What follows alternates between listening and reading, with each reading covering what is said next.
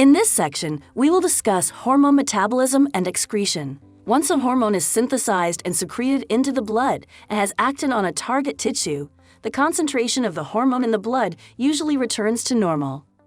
It is necessary to prevent excessive, possibly harmful effects from the prolonged exposure of target cells to hormones. A hormone's concentration in the plasma depends upon its rate of secretion by the endocrine gland and its rate of removal from the blood. Removal, or clearance, of the hormone occurs either by excretion or metabolic transformation.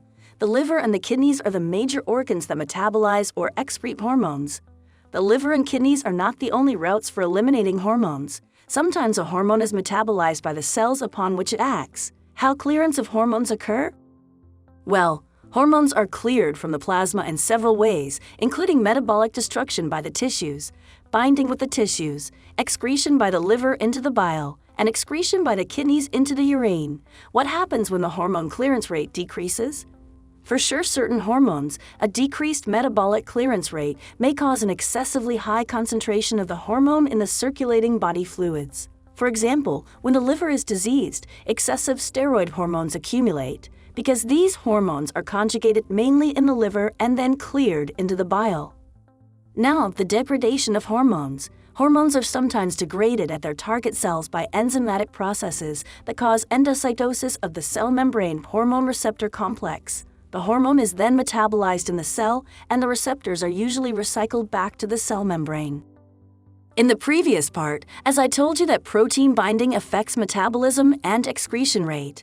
So now you can see most of the peptide hormones and catecholamines are water-soluble and circulate freely in the blood. Therefore, they are usually degraded by enzymes in the blood and tissues and rapidly excreted by the kidneys and liver, thus remaining in the blood for only a short time. For example, the half-life of angiotensin II circulating in the blood is less than a minute.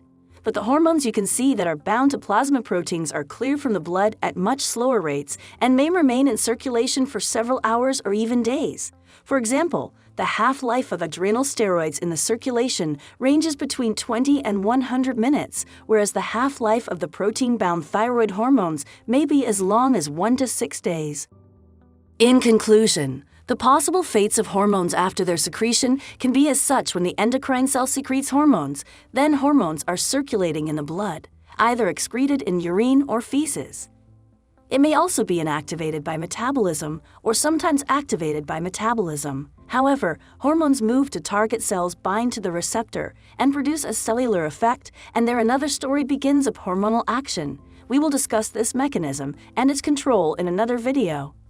Today we have learned hormones classes, the synthesis of proteins, steroids, and amines hormones, along with the transport, metabolism, and excretion of hormones. So this was all about today's video lecture. Hope you found it informative and interesting. Thanks for watching and stay tuned for the next part of the video. Watch our medical videos anytime and anywhere. Download sqadia.com app now.